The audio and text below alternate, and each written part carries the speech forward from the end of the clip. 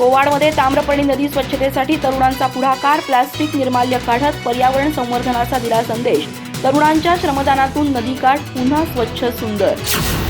चंदगड तालुक्यातील कोवाड येथे नद्या केवळ जलस्रोत नसून त्या आपल्या संस्कृतीच्या जीवनवाहिन्या आहेत, याची जाणीव येथील तरुणांनी प्रत्यक्ष कृतीतून करून दिली आहे। सामाजिक जाणीवेतून एकत्र येत कोवाडच्या तरुणांनी ताम्रपर्णी नदीपात्रात भव्य स्वच्छता मोहीम राबवत पर्यावरण संवर्धनाचा आदर्श निर्माण केला आहे। गेल्या काही महिन्यापासून ताम्रपर्णी नदीपात्रात आणि काठावर मोठ्या प्रमाणात प्लास्टिकच्या पिशव्या, शीतपेयाच्या रिकाम्या बाटल्या तसेच धार्मिक विधीतील निर्माल्य साचले होते। त्यामुळे नदी प्रदूषित होत होती आणि परिसराच्या नैसर्गिक सौंदर्यालाही मोठा धक्का बसत होता। ही परिस्थिती लक्षात घेऊन स्थानिक तरुणांनी प्रशासनाची मदत न घेता स्वतःहून पुढाकार घेत स्वच्छता मोहिमेचा संकल्प केला। सकाळी लवकर एकत्र येत युवकांनी श्रमदानाला सुरुवात केली।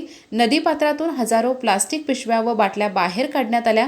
तसेच विसर्जित केलेले फुले, हार, निर्माल्य व अन्य साहित्य गोळा करून त्यांची योग्य प्रकारे विल्हेवाट लावण्यात आली। नदीकाठावर पसरलेला कचरा उचलून संपूर्ण परिसर स्वच्छ करण्यात आला। या मोहिमेत सहभागी तरुणांनी स्वच्छतेसोबतच जनजागृतीवरही भर दिला।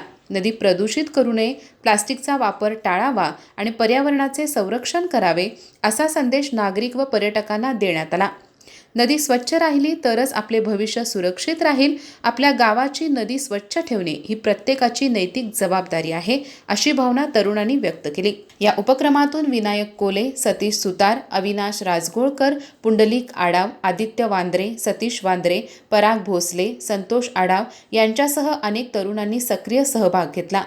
कोवाडच्या तरुणांचा हा सुप्त उपक्रम परिसरात चर्चेचा विषय ठरला असून पर्यावरण प्रेमी व नागरिकांकडून या सामाजिक कार्याचे मनापासून कौतुक केले जात आहे।